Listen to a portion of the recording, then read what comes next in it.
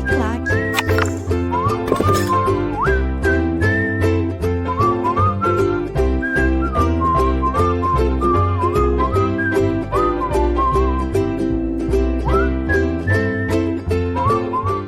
Olá, vamos continuar nosso estudo da legislação? Pois é, LDB. E dessa vez a gente vai estudar o título 4º. E sabe o que o título 4º vai dizer para a gente?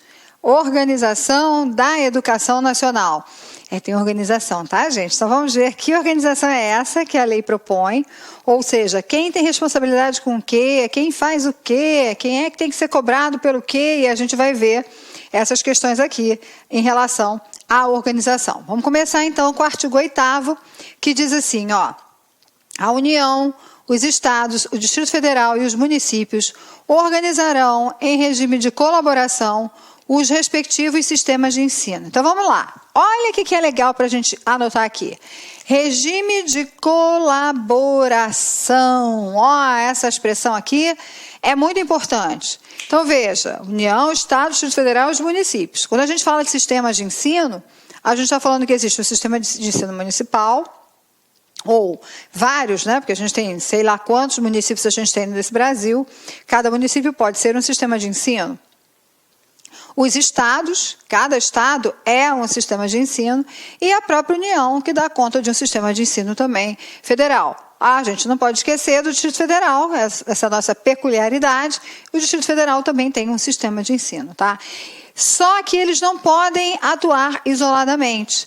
Existe uma ideia de uma colaboração entre todos eles. Porque a gente vai ver que da forma como a educação foi organizada, um ente federativo necessita estar articulado com o outro para garantir ao aluno esta experiência educativa, esta formação, as aprendizagens que são necessárias a quem ele tem direito, porque lembra que tem uma questão de cidadania envolvida, tá? Caberá à União, o que a União faz? Ela vai coordenar a Política Nacional de Educação e também articular os diferentes níveis e sistemas, exercendo função normativa, redistributiva e supletiva. Ó, vou anotar os 3 nomes aqui para a gente discutir. Em relação às demais instâncias educacionais. Então, assim, a União, ela vai elaborar e vai coordenar toda essa questão da política nacional. E quando essa política nacional ela é elaborada, ela precisa ser pensada de uma forma que articule todos os sistemas de educação, tá? Articulando todas as questões. Então, a União pensa para que todo mundo possa executar. Tá? Então, ela determina para que isso seja executado. Não pensa na União mandando numa perspectiva extremamente vertical, porque não é assim que a gente está falando. Tá? A gente está dizendo que existem também contribuições para que essas elaborações da União sejam feitas, tem participação de estados e municípios. Mas, de fato, quem determina, quem bate o martelo e diz a política agora é essa, é a União. Olha a lei mudando a partir de quem bateu o martelo, União. E essa lei, quando muda, ela traz impactos para estados e para municípios. Então, a União, além disso, ela tem uma função normativa, que é a função de dar a norma, criar a lei. Tá? Ela tem uma função redistributiva, e quando a gente fala de uma função redistributiva, a ela compete redistribuir recursos, sejam eles financeiros, sejam eles tecnológicos, sejam eles de informação. Então, ela redistribui conhecimento, ela tem essa questão de chegar e ser um disseminador para outros lugares dessas possibilidades. E também supletiva. Supletiva pensa igual um suplemento, ela dá algo mais para quem precisa de mais. Então, em algum município ou algum estado, está precisando de uma suplementação técnica, ou de uma suplementação financeira, ou de uma suplementação de informação, não sei. E aí, a União também tem essa competência supletiva, tá? E ela vai fazendo isso em relação às outras instâncias educacionais. Os sistemas de ensino terão liberdade de organização nos termos desta lei. Lembra que eu falei para vocês que essa não é uma lei fechada, é uma lei que dá muita liberdade aos sistemas de ensino. E o sistema de ensino tem liberdade desde que ele respeite o que a lei diz aqui. Eu vou mostrando para vocês, ao longo desta aula, onde essa liberdade está estabelecida, como é que estão esses parâmetros para a gente poder entender um pouquinho mais esta situação. Opa, vamos lá, passando. Então, olha só, artigo 9º.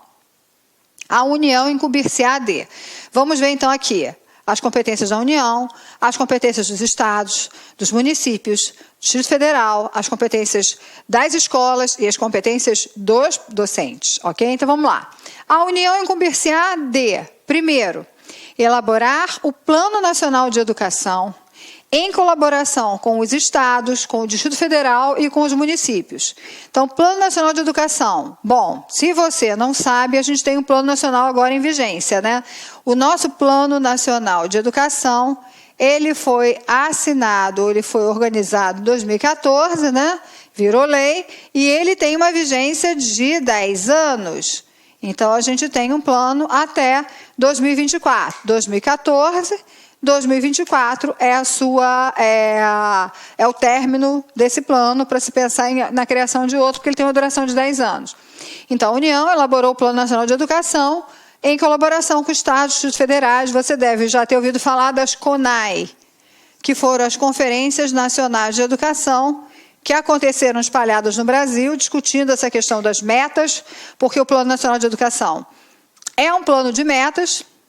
Então, discutindo essa questão das metas, para poder, então, trabalhar com a questão do que pensar para municípios, estados, para a União, de uma forma geral, em termos de educação, ok? E aí, segunda competência da União, organizar, manter e desenvolver os órgãos e instituições oficiais do Sistema Federal de Ensino e dos territórios. Então, você pode pensar, o sistema... Se a gente quiser pensar na questão do Sistema Federal de Ensino, a gente tem escolas. Talvez, não sei se você vai conhecer todas, mas a gente tem. O Colégio Pedro II, que faz parte do Sistema Federal, os Institutos Federais de Educação Tecnológica, que também fazem parte do sistema. Então, todas essas instituições federais. Mas, para além disso, a gente tem que pensar que, ainda em relação à educação, você tem Ministério da Educação, você tem INEP, que é o instituto que vai trabalhar com as questões do IDEB, a gente tem os conselhos de educação, então tudo isso faz parte desse sistema federal, dos territórios, desses órgãos e dessas instituições oficiais do sistema. Terceiro, prestar assistência técnica e financeira aos estados, Distrito Federal e os municípios para o desenvolvimento dos seus sistemas de ensino, atendimento prioritário, à escolaridade obrigatória, exercendo sua função redistributiva e supletiva. Já tinha até falado disso, já tinha antecipado um pouquinho essas questões para vocês, e a lei aqui repete, então, aquilo que a gente já tinha visto. Artigo 8º. Eu acho que eu... fiz besteira, tá, gente? Desculpa. Então, artigo 9º, vamos continuar aqui no artigo 9º.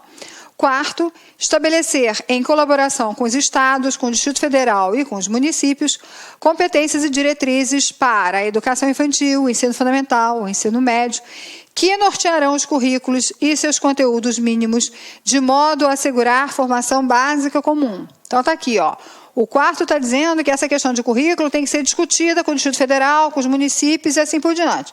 Mas a gente tem um quarto A, um adendo aqui no inciso 4º, que diz aqui, ó, estabelecer, em colaboração com os estados, o Distrito Federal e os municípios, diretrizes e procedimentos para identificação, cadastramento e atendimento na educação básica e na educação superior de alunos com altas habilidades ou superdotação. Notem que essa é uma alteração de 2015, ou seja, uma alteração ainda considerada recente. Então, ao mesmo tempo que todo mundo, em colaboração, tem que discutir as diretrizes de currículo, tem que pensar nessas competências para todas as etapas educativas que vão até o ensino médio, porque são as grandes competências de municípios, estados e do Distrito Federal. Além disso, há que se pensar nesse cadastramento e também no atendimento, e aí na educação básica e também na superior, para esses alunos com altas habilidades ou superdotação. Então, um cadastro que precisa acontecer. Não posso te dizer se esse cadastro já é uma realidade em todos os municípios, se essas informações já estão todas elas catalogadas, não sei dizer, mas na realidade existe essa previsão para que isso aconteça na lei. Até porque, infelizmente, tradicionalmente, a educação especial, ela atende muito mais as crianças com deficiência, o olhar é muito mais voltado para as questões da deficiência, dos transtornos globais do desenvolvimento, do que para as questões das altas habilidades de superdotação. E isso é uma forma de colocar o olhar para essas crianças para poder investir em novas formas de aprendizagem, para ampliar o potencial que essas crianças já têm. O quinto, ainda em relação à União, que tem que coletar, analisar e disseminar informações sobre a educação. Então, pesquisas, vocês podem ver que quando há, por exemplo, as provas, você tem a Prova Brasil, todo o resultado depois é divulgado não só para as pessoas da escola, mas toda a população sabe onde acessar para que possa investigar alguma coisa, então ela tem esse papel de coletar, de analisar e de disseminar essas informações. Também de assegurar processo nacional de avaliação do rendimento escolar, no ensino fundamental, médio e superior, em colaboração com os sistemas de ensino, objetivando a definição de prioridades e a melhoria da qualidade do ensino. Então, sempre em parceria, esse Processo Nacional de Avaliação do Rendimento Escolar, que é a ANRESC, que vai justamente pensar nessas questões de avaliar, como avaliar, e dessa avaliação fazem parte as provas. Vocês sabem que as provas, seja a Provinha Brasil, a Prova Brasil, elas têm, ou a ANA, né, que é a Avaliação Nacional de Alfabetização, elas têm sempre uma parte de um questionário para ser respondido pela escola ou pelas crianças, dependendo da idade, ou pelos dois, né? Então, sempre pensando nessa questão da melhoria da qualidade do ensino. Baixar normas gerais sobre cursos de graduação e pós-graduação. A União é a responsável direta sobre os cursos de graduação e de pós-graduação. Quando a gente fala de pós-graduação na lei, pensa especialmente em mestrado e doutorado, porque o que a gente chama de pós, a lei vai tratar mais como uma especialização, que é a pós-lato sensu, e a pós-graduação estrito sensu, que é o mestrado e doutorado. Então, pensar nessas normas gerais sobre os cursos de graduação. Então, essas normas gerais envolvem pensar nas diretrizes curriculares nacionais, que eu já falei logo quando o primeiro vídeo que a gente discutiu essa questão da legislação educacional, e também a perspectiva da pós, sendo pensada pela União, que é o gestor maior desse processo educacional. Assegurar processo nacional de avaliação das instituições de educação superior com a cooperação dos sistemas que tiverem responsabilidade sobre esse nível de ensino. Então, ela vai pensar, o ENAD, exatamente isso, essa avaliação da educação superior com a cooperação dos sistemas que também têm responsabilidade. Então, por exemplo, o Estado do Rio tem uma universidade, que é o UERJ, Universidade do Estado do Rio, como diferentes outros estados. Então, nessa perspectiva, o Estado colabora com a União porque tem uma universidade estadual e também porque existem universidades privadas dentro aqui do Estado do Rio de Janeiro, como existem outros. Então, existe sempre uma ideia de competência e de colaboração entre todos. Lembra que eu marquei para vocês a ideia do regime de colaboração entre os entes federativos e toda hora a lei vem apontando para a gente essa necessidade dessa colaboração. Tá? Vamos lá, para eu não passar errado.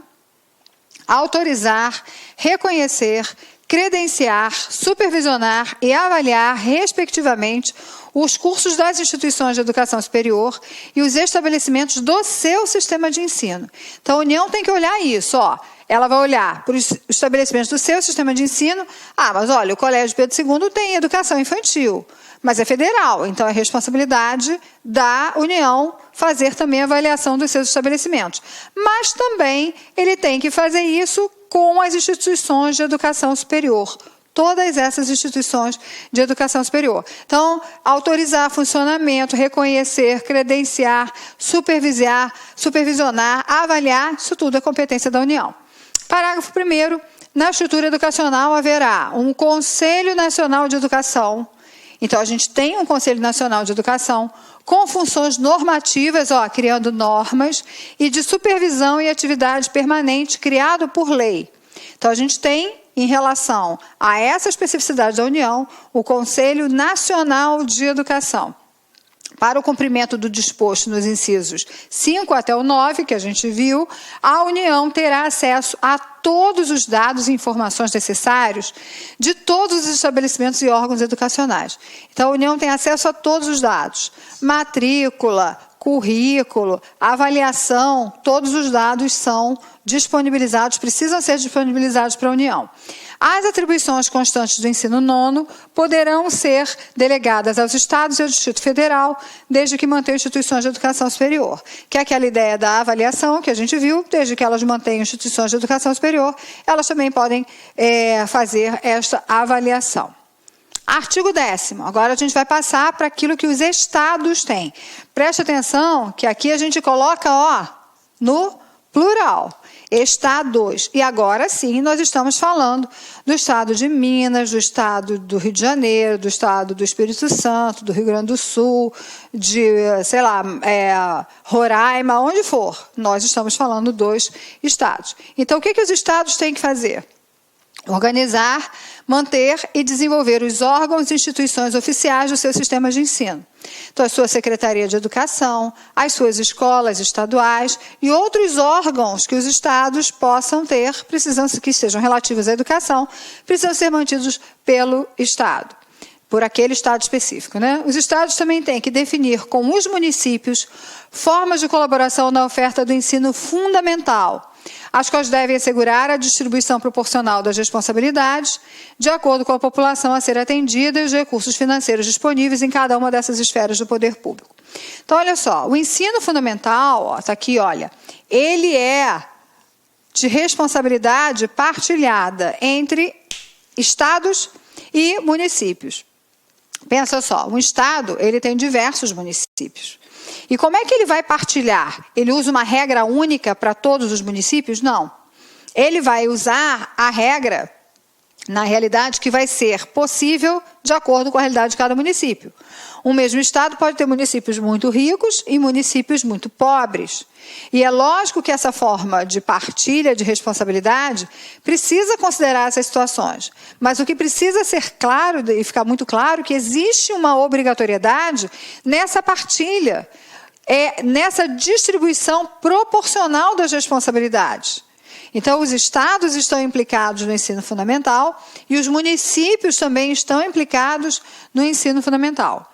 Além disso, os estados têm que elaborar e executar políticas e planos educacionais em consonância com as diretrizes e os planos nacionais de educação, integrando e coordenando as suas ações com as dos seus municípios. Lembra que a gente falou do Plano Nacional de Educação? Então, é isso aqui, ó. Você tem um Plano Nacional de Educação. O plano foi construído coletivamente, com a participação de estados e municípios. Esse plano é um plano de metas. Lógico que vai ter meta para algumas partes da educação que são de competência do Estado e outras que serão competência do município. Vamos pegar o caso do ensino fundamental, que é a competência dos dois, né, estados e municípios. E aí o que acontece? Nacionalmente, o plano foi feito pensando na educação de uma forma geral. Agora, os estados têm que se apropriar desse plano e criar as suas metas, porque a situação do estado A é diferente da situação do estado Z. Então, vamos lá. O Plano Nacional de Educação, então, vai servir de inspiração e de parâmetro para que a construção do Plano Estadual de Educação aconteça e também para que a construção do Plano Municipal de Educação aconteça. Todos eles têm que estar articulados. Todos eles têm que complementar. O Plano Nacional de Educação ele não precisa dizer de quem é a competência disso ou daquilo, porque a lei já diz.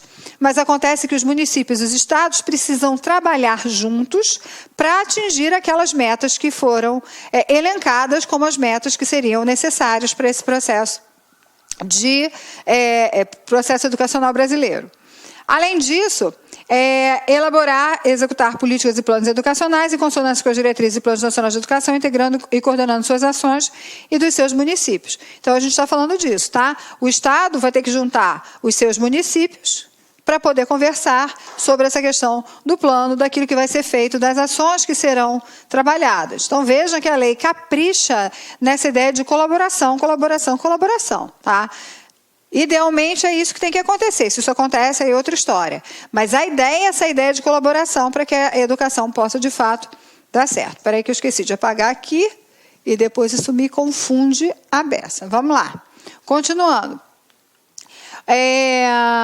O Estado também tem que autorizar, reconhecer, credenciar, supervisionar e avaliar, respectivamente, o curso das instituições de educação superior e os estabelecimentos do seu sistema de ensino. Então, tem estabelecimento de educação superior no Estado, O Estado tem que fazer essa mesma questão de avaliar, de acompanhar, de credenciar todos os cursos de educação superior. Lembra que quando a gente falou da União, a União disse, os estados que tiverem, ou os municípios que tiverem instituições de educação superior poderão fazer isso? Então está aqui colocado que o Estado pode fazer isso. Além disso, os estabelecimentos do seu sistema de ensino. Ele vai ter também que baixar normas complementares para o seu sistema de ensino. O que é uma norma complementar? Como o nome diz, é uma norma que complementa alguma coisa que a lei já diga. Então, um exemplo de norma complementar. Se a gente pega aqui a questão dos dias letivos, a gente vai ver que no ensino fundamental e ensino médio, são 200 dias letivos e 800 horas a carga horária mínima anual de um aluno. Só que o calendário escolar não é definido por essa norma mais ampla. O que cada estado tem que fazer? Pegar essa ideia dos 200 dias letivos e das 800 horas e montar o seu calendário próprio. Ok, então as aulas começam nesse dia, o aluno vai ter tantas horas de aula por dia, aí depois o período aqui é de férias, aí tem recesso, aí tem ponto facultativo, tem não sei o que, ok, mas deu 200 dias, garantimos os 200 dias, se nós não garantimos os 200 dias, tem que refazer. E isso é baixar uma norma complementar. Uma norma complementar também são, por exemplo, as portarias de avaliação. Você vai usar nota, vai usar conceito. Isso é uma norma complementar, que vai depender de cada estado organizar o seu próprio sistema de ensino, ok? Assegurar o ensino fundamental e oferecer com prioridade o ensino médio a todos que o demandam, respeitando o disposto no artigo 38 desta lei. Tá? Então, olha só, assegurar o ensino fundamental, a gente já sabe que essa ideia do ensino fundamental partilhado com os municípios, ela é presente. Então, quando a gente for estudar as incumbências do município, a gente vai encontrar também alguma coisa sobre o ensino fundamental. Aguardem. Mas está aqui, o ensino fundamental tem que ser, de fato, assegurado. E oferecer com prioridade o ensino médio. Tem o ensino médio para ser oferecido. Quando a gente chega lá no artigo 38, a gente vai ver as mudanças que aconteceram em relação ao ensino médio. E isso vai nos dar uma ideia de ver o que é melhor, de entender melhor essas questões. Eu não vou antecipar aqui, porque o artigo 38 é enorme, e se a gente for estudar todas as questões do ensino médio, a gente vai atravessar. Quando a gente estiver lá no artigo 38, a gente vai entender melhor essa parte. Tá? Assumir o transporte escolar dos alunos da rede estadual. Então, todo aluno da rede estadual tem que ter o seu transporte escolar garantido. Cada lugar dá uma solução. Em alguns lugares existem ônibus específicos para os alunos. Em alguns lugares, os alunos usam a rede de ônibus da cidade, mas eles têm um passe livre para poder utilizar. Em alguns lugares eles vão naquela coisa horrorosa, né? Todos amontoados, está errado, completamente errado. Mas, de fato, os estados têm que garantir esse transporte. E a gente tem um parágrafo único. Ao Distrito Federal, ele é único e para ele se aplicam as competências dos estados e também as competências dos municípios.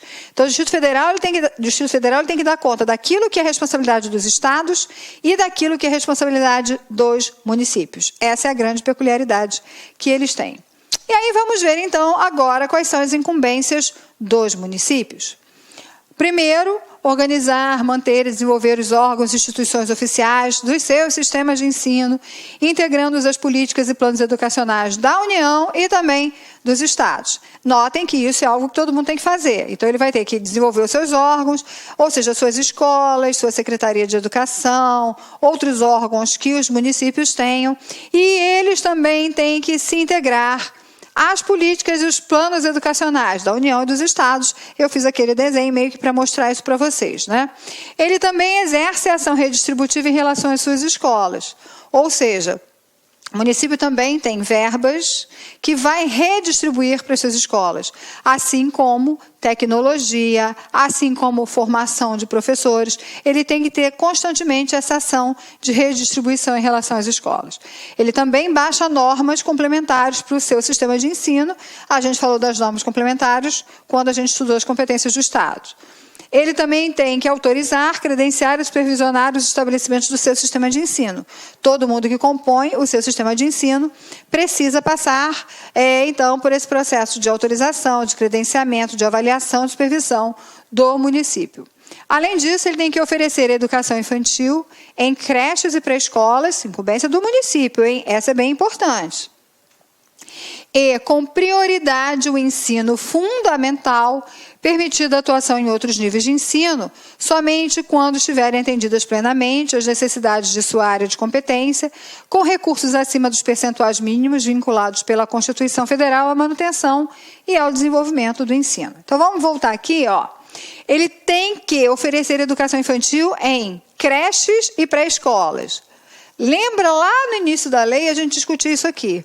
Embora a obrigatoriedade de matricular, ou seja, a família tem que matricular a criança a partir dos 4 anos na pré-escola, né? Lembra que a pré-escola é 4 anos?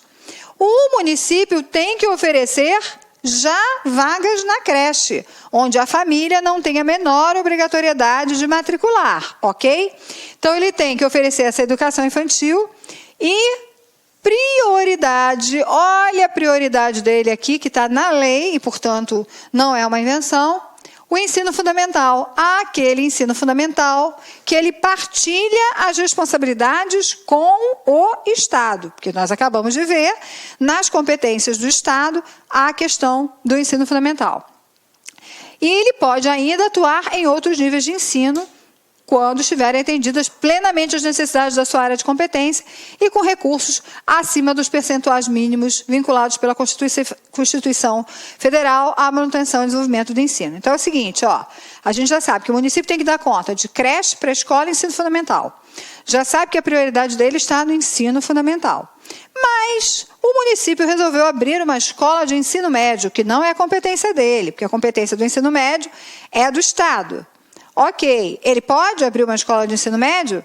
Sim, ele pode abrir uma escola de ensino médio, mas esta escola não vai poder usar os recursos que ele ganha, que os municípios recolhem em termos de educação, que estão previstos na Constituição Federal e que estão previstos como processos de manutenção e desenvolvimento do ensino. Por quê?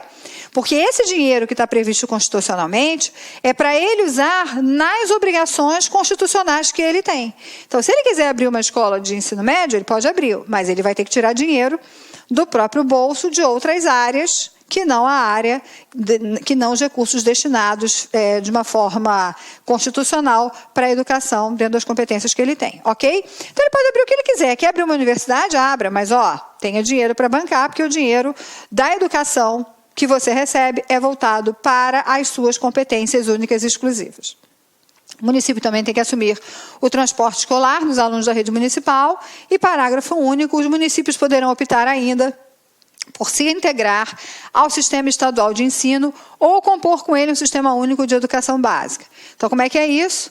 Ele pode ser um sistema de ensino ou ele pode falar assim, olha, eu não quero ter sistema de ensino, eu vou me integrar ao Estado. E aí, tudo que o Estado decidir, a gente assume aqui. Então, ele anula essa possibilidade de ser um sistema de ensino e se integra ao Estado. Pode acontecer, acontece, nem sempre. O mais comum é que cada município crie o seu próprio sistema de ensino, mas o Brasil é grande demais para dizer para você que não tem. Possivelmente você até conhece algum lugar que atua desta forma. Deixa eu apagar aqui, para a gente poder continuar a nossa discussão. Artigo 12, agora a gente vai falar dos estabelecimentos de ensino, que também têm suas incumbências. Então, olha lá, os estabelecimentos de ensino, respeitadas as normas comuns e as do seu sistema de ensino, terão a incumbência de... Lógico, gente, que quem responde pelo estabelecimento de ensino é que está implicado nessas incumbências. Então, a gente tem uma equipe gestora que está bastante implicada nessas incumbências que a gente vai começar a discutir agora. Então, olha o que os estabelecimentos de ensino têm que fazer. Elaborar e executar sua proposta pedagógica. Proposta pedagógica é como a lei trata o projeto político pedagógico, o nosso famoso PPP. Tá? Então, cada estabelecimento de ensino, isso é responsabilidade do gestor, tem que elaborar e executar a sua própria proposta pedagógica. O PPP não pode ser copiado, o PPP não pode ser coletivo de 5 escolas do mesmo bairro, o PPP não pode ser encomendado para alguém de fora, tem que ser elaborado pela própria escola e também tem que ser executado dentro da própria escola. Tá? Além disso, tem que administrar o seu pessoal, seus recursos materiais e seus recursos financeiros. Verbas que venham do município ou que venham do Estado, ou verbas que ela tenha de alguma outra instituição, de alguma outra organização privada ou filantrópica, ou seja o que for. Férias de professor, licença de professor, entrada de professor, seja o que for, horário de entrada, horário de saída, ponto, isso tudo, todas essas questões administrativas são responsabilidades do estabelecimento. Assegurar o cumprimento dos dias letivos e horas aulas estabelecidas. Se por acaso o calendário dos 200 dias letivos não for cumprido, a responsabilidade é do estabelecimento. Se as 800 horas não forem, de fato, asseguradas, a responsabilidade é do estabelecimento de ensino. Isso quer dizer que qualquer família pode questionar por que o direito do seu filho não foi assegurado, já que ele é uma garantia prevista em lei. Então, os 200 dias letivos e as 800 horas, as 800 horas anuais, elas são algo que todo gestor precisa ter muita atenção para garantir. E é por isso que, em muitos lugares, hoje existe essa prática. O professor não foi porque o professor está doente, mas o aluno vai para a escola. Porque quando o aluno está na escola, a gente tem a garantia de um dia letivo. Então, ele está lá participando das atividades escolares, você garante um dia letivo. Se ele está em casa, ele não teve dia letivo. Lembra, mas o professor precisa de licença. A gente está falando dos direitos, das garantias das crianças e um dos direitos é justamente esse, 200 dias e 800 horas de aula como mínimo. Nem é o patamar máximo, né? O estabelecimento também tem que velar pelo cumprimento do plano de trabalho de cada docente. Bom, vamos lá. O que é velar? Velar é cuidar para que aquele plano de trabalho aconteça. Então, ele já está dizendo que cada docente tem que ter o seu plano de trabalho. E que a instituição precisa estar lá velando, acompanhando esse plano de trabalho para que, de fato, ele aconteça. Além disso, tem que prover meios para a recuperação dos alunos de menor rendimento. Pensar quem são esses alunos que têm menor rendimento e começar a prover meios para que esses alunos possam ter sucesso escolar. Articular-se com as famílias e com a comunidade, criando processos de integração da sociedade com a escola. A gente sabe hoje o quanto que é importante essa discussão da relação entre escola e a comunidade, escola e a sociedade. Então, a escola hoje precisa ser essa instituição aberta de trânsito da sociedade, de trânsito da comunidade escolar, de trânsito das famílias, e, portanto, a escola tem que se articular com essas famílias e com essa comunidade para criar esses processos de integração. Então, os muros da escola não podem servir para separar a comunidade da escola. Os muros da escola têm que ser transpassados para que a sociedade possa, de fato, se apropriar daquela escola, daquele espaço educativo como algo seu. Informar pai e mãe, conviventes ou não com seus filhos, e, se for o caso, os responsáveis legais, sobre a frequência e rendimento dos alunos, bem como sobre a execução da proposta pedagógica da escola. Olha o que muda aqui, porque aqui tem muita coisa para a gente discutir também. Você vai informar pai e vai informar mãe, conviventes ou não com seus filhos, tá? E, se for o caso, os responsáveis legais. Então, pensa o seguinte, a criança mora com a avó, aí a avó vai lá, ela é responsável legal pela criança, você fala sobre a criança. Depois vai a mãe, você fala. Vai o pai, você fala. Porque a lei garante que eles têm direito a essas informações e que você, que é gestor de escola, tem esta incumbência, tá? E você fala o quê? Você fala sobre frequência, você fala sobre rendimento. Isso é muito comum, né? Faz aquelas reuniões, a gente fala falta e a nota que o garoto teve, ou o conceito que o menino teve. Mas não é só isso. É também sobre a execução da proposta pedagógica da escola. Então, olha só, no nosso PPP, nós tínhamos pensado que nesse primeiro bimestre nós faríamos os seguintes projetos, ou as seguintes atividades. E aí nós fizemos, e a participação da criança foi assim ou não foi, sei lá como vai ser. Mas você precisa dar um retorno também da execução dessa proposta pedagógica. 8º, notificar ao Conselho Tutelar do município, ao juiz competente da comarca e ao respectivo representante do Ministério Público a relação de alunos que apresentem quantidade de faltas acima de 50% do percentual permitido em lei. Então, existe um percentual permitido em lei. Vou dizer para vocês aqui qual é, para antecipar, para a gente entender isso aqui, tá? Então, se a gente estiver falando do ensino fundamental e do ensino médio, O percentual de faltas permitido em lei é de 25%. Porque ele tem que ter 75% de frequência. Então, me sobra 25% para ser de falta. Se a gente estiver falando de educação infantil, o percentual permitido de faltas é de 40%, tá? Especialmente, vou até trocar, vou colocar aqui pré-escola, não é educação infantil. Porque a pré-escola é que tem obrigatoriedade de matrícula, a creche não tem obrigatoriedade de matrícula. Então, vamos lá. Esses são os percentuais previstos em lei. Olha o que o artigo diz para a gente. Tá? Que você tem que notificar esse bando de gente aqui sempre que os alunos apresentem quantidade de faltas acima de 50% do percentual permitido em lei. Então, assim, no ensino fundamental e no ensino médio, sempre que o menino alcança algo superior a 50% de 25%, que é 12,5% de faltas, o nome dele, essa notificação tem que ser feita. No caso da pré-escola, sempre que esse menino alcança um percentual de faltas acima de 20%. Porque é assim que a lei determinou. Ficou claro para você? Então, a gente tem o percentual de faltas permitido em lei. No caso do ensino fundamental e ensino médio, o percentual de faltas eu já adianto para vocês que é de 25%. E no caso da pré-escola é de 40%. Então, eu tenho que fazer o cálculo em cima desse percentual de faltas que é permitido por lei. 50% de 25% é 12,5%. Aqui diz sempre que ele obtiver uma quantidade de faltas acima de 50%. Então, acima de 12,5% no ensino fundamental e no ensino médio e acima de 20% quando a gente está falando da pré-escola. Ok? Deixa eu apagar aqui, para a gente continuar aqui na nossa aula. Artigo 13, agora a gente vai falar das incumbências dos docentes. Olha como é que a gente estruturou essa aula, como é que a lei estruturou, né? Incumbência da União, dos estados, dos municípios, dos estabelecimentos de ensino, e agora nós estamos nas incumbências dos docentes. Porque os docentes também têm incumbências previstas nas leis, especialmente nessa lei. Possivelmente, quando você faz o concurso, tem lá as incumbências do professor, as incumbências do cargo. Muitas vezes são essas aqui, acrescidas de outras, ou às vezes só essas, mas você pode procurar lá no edital do concurso, que muitas vezes você vai encontrar. Então, olha só. Lembra que o estabelecimento tinha que elaborar e executar a sua proposta? Olha qual é a incumbência docente.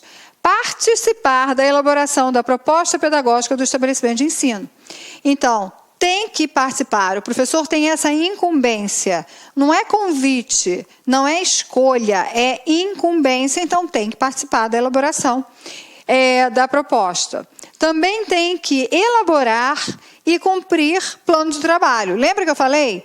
Se o estabelecimento está velando pelo plano de trabalho do professor, significa que o professor tem que ter um plano de trabalho segundo a proposta pedagógica do estabelecimento de ensino. Então, de acordo com aquela proposta pedagógica, tem que ser feito, então, um planejamento. Aí o professor dá aula em 3 lugares, muito comum na nossa realidade, né? Ele dá aula em 3 lugares, um lugar de manhã, outro à tarde, depois dá aula à noite.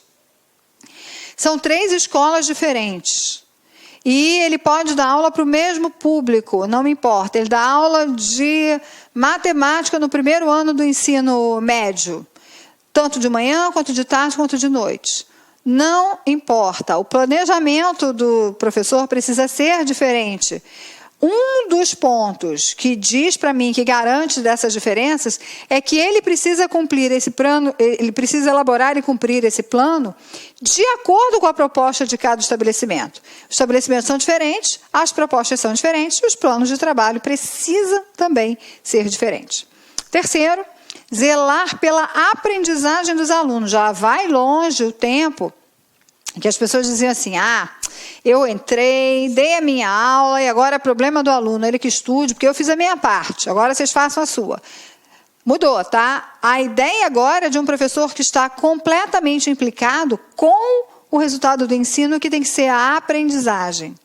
Então, não é mais aquela coisa de cheguei e dei minha aula, eu tenho que acompanhar, eu tenho que zelar mesmo, estar ali, acompanhando, cuidando, para que os alunos de fato aprendam. Estabelecer estratégias de recuperação para os alunos de menor rendimento.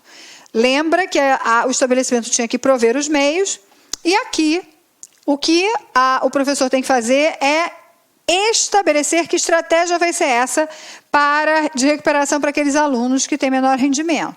Então, ele estabelece qual é a estratégia e os meios, quem tem que dar é o estabelecimento de ensino.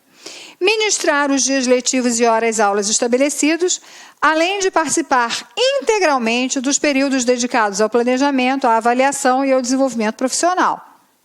Então, todos os dias letivos e horas-aulas estabelecidos o professor tem que dar, mas não pensa também que é só dar aula e acabou. Sabe aquele período que muita gente chama de centro de estudos, ou, sei lá, horário de planejamento, seja como for?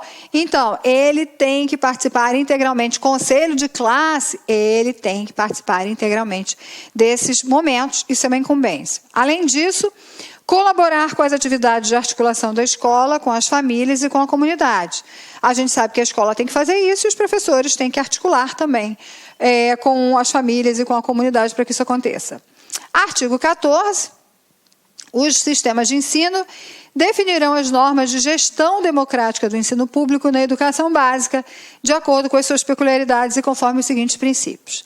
Então, vamos lá. Falar de gestão democrática, que já foi citado lá no início dessa lei, essa questão da gestão democrática, inclusive quando a gente fala da questão dos princípios do ensino, a gestão democrática ela é discutida.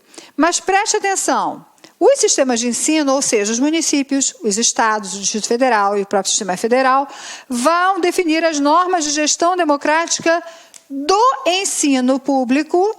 E, portanto, a gente não está falando de gestão democrática na rede privada, a gente está falando do ensino público e na educação básica. Então, a educação superior não entra nessa discussão que a gente vai ter agora neste momento, tá?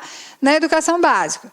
E aí, quando vai fazer essa questão de definir essas normas de gestão democrática, os sistemas de ensino têm que considerar as suas peculiaridades e os seguintes princípios.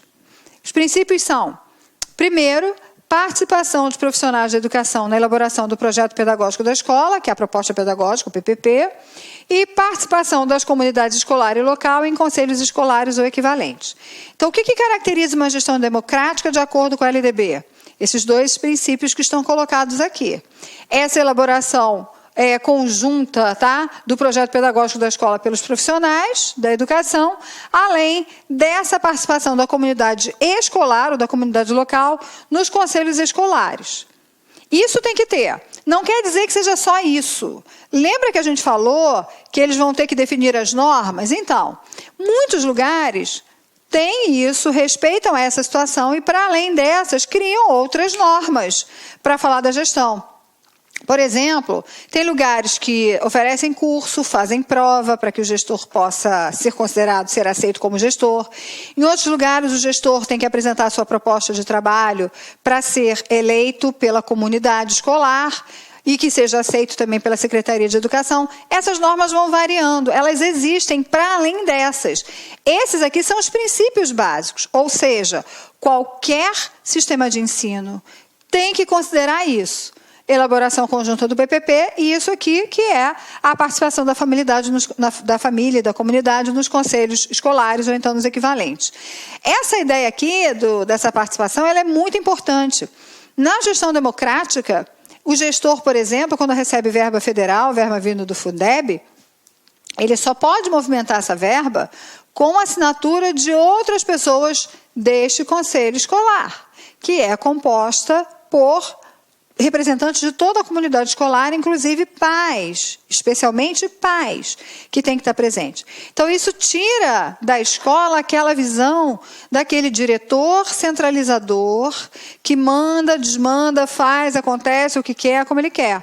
Traz a ideia para uma gestão que é democrática, que é participativa, onde diferentes pessoas, representantes dessa comunidade escolar, podem dizer o que querem, podem dizer o que pensam e podem construir consensos, construir acordos na gestão daquela escola, tá? Lembra que isso aqui é muito importante para concurso, tá, gente? A gestão democrática é algo que é sempre cobrado nos concursos, porque é algo que é muito cobrado também dos sistemas de ensino, dessa nova forma de você lidar e de você estar à frente de um estabelecimento. Artigo 15. Os sistemas de ensino, assegurarão às unidades escolares públicas de educação básica que os integram progressivos graus de autonomia pedagógica, administrativa e de gestão financeira, observadas as normas gerais do direito financeiro público. Então, esse progressivo grau é assim, a verba chegou, você vai usar, você presta conta, tem as normas, mas assim, o que você vai fazer, você decide. Essa é essa ideia desse progressivo grau de autonomia. O Sistema Federal de Ensino compreende, olha o Sistema Federal. Tudo aquilo que a gente já falou do Sistema Federal, a gente tem que saber para quem aquilo, de fato, se direciona. Então, para as instituições de ensino mantidas pela União, as instituições de educação superior, criadas e mantidas pela iniciativa privada, e também os órgãos federais de educação. Então, a gente está falando, instituições de ensino mantidas pela União, sejam instituições de educação básica, sejam instituições de educação superior, como as universidades federais. As instituições de educação superior criadas e mantidas pela iniciativa privada. Então, as universidades privadas fazem parte desse Sistema Federal de Ensino. E os órgãos federais de educação, já tinha falado para vocês, MEC, Conselho Nacional de Educação, o INEP e tantos outros que fazem parte da nossa estrutura. Artigo 17. Os sistemas de ensino dos Estados e do Distrito Federal compreendem, então vamos lá, Estados e Distrito Federal. As instituições de ensino mantidas respectivamente pelo Poder Público Estadual e pelo Distrito Federal, né? Então, estadual para os sistemas do Estado e para o Distrito Federal as suas próprias instituições. As instituições de educação superior mantidas pelo Poder Público Municipal. Se o município, sabe que ele não tem que fazer isso, mas se o município loucamente quer ter uma universidade, quem é que vai, de fato, acompanhar, supervisionar, fazer todo esse processo? Os estados.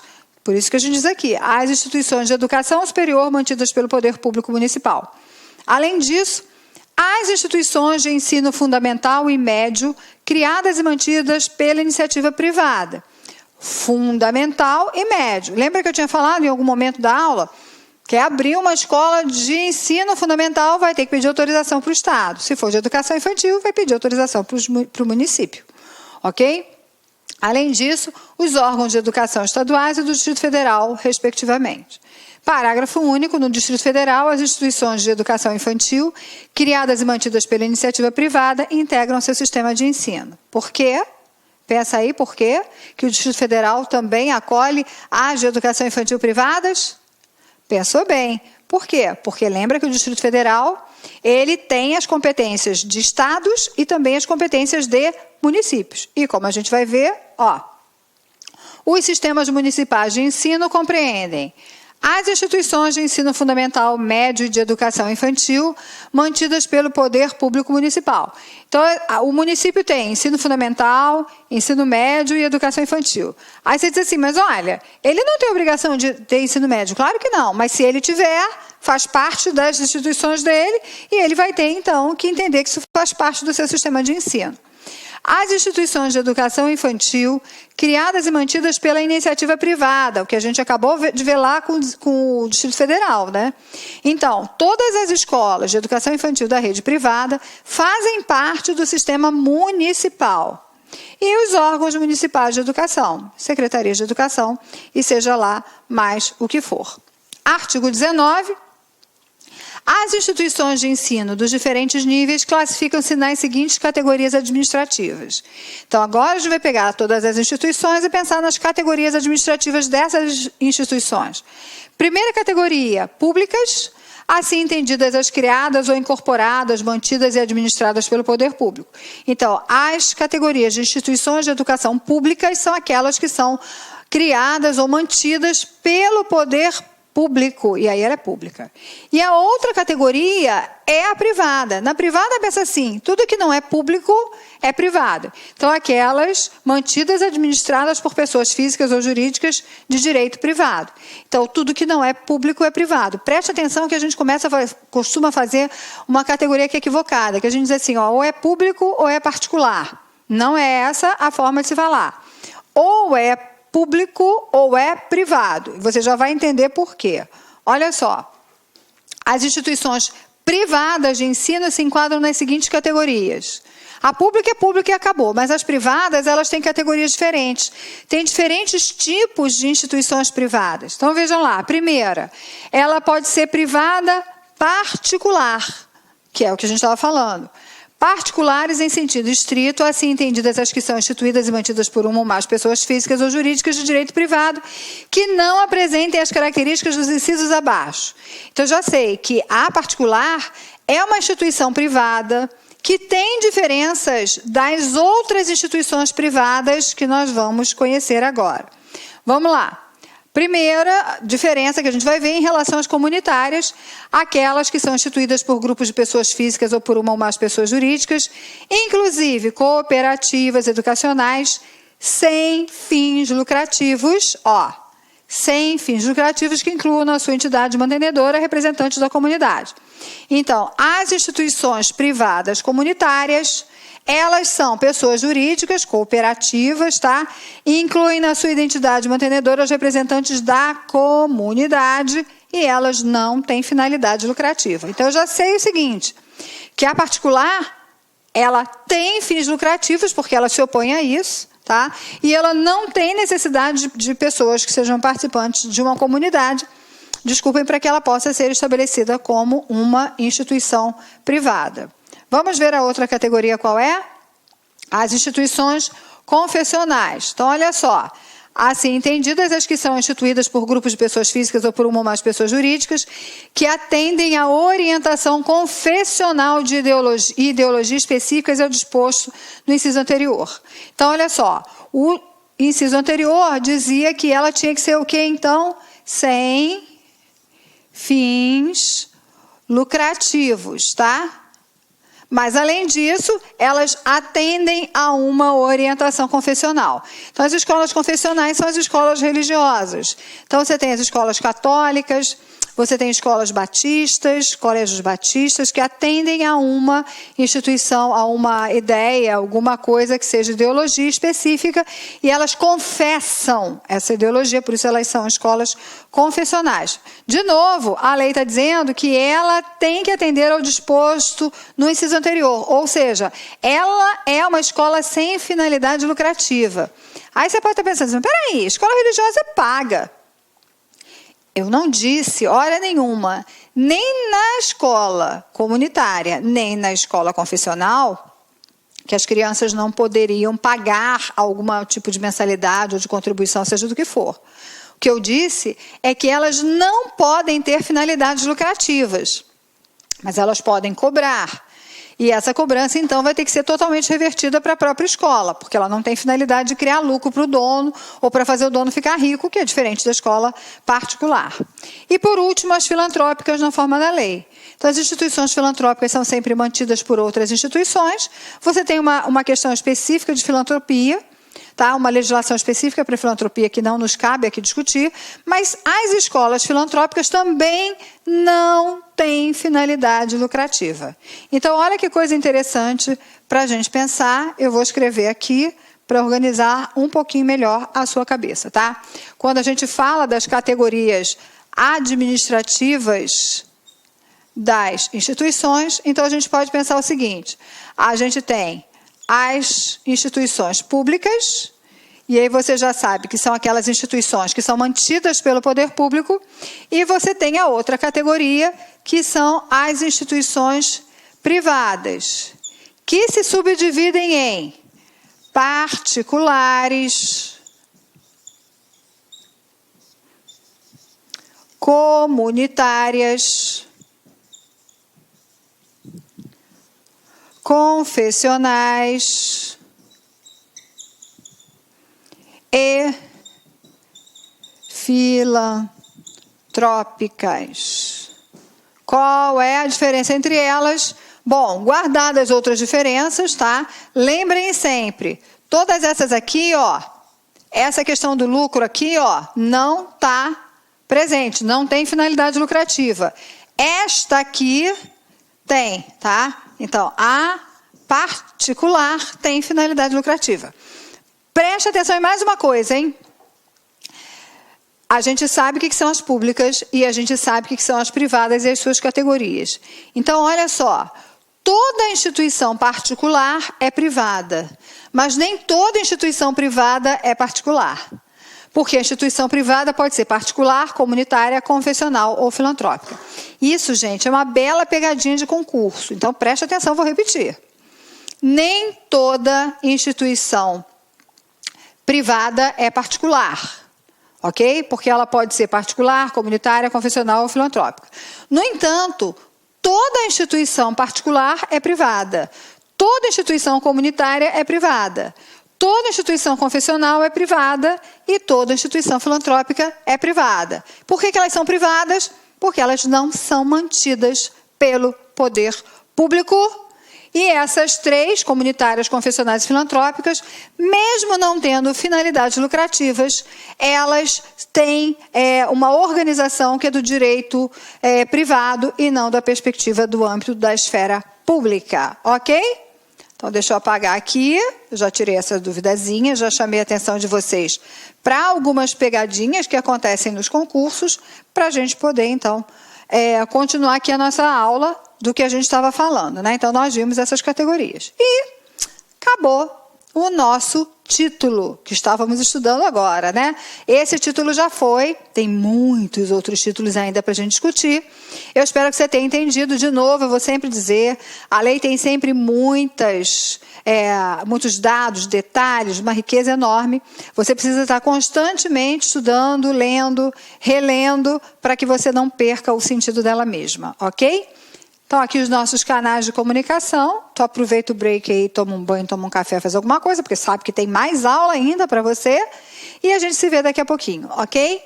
Namastê. Tchau, tchau.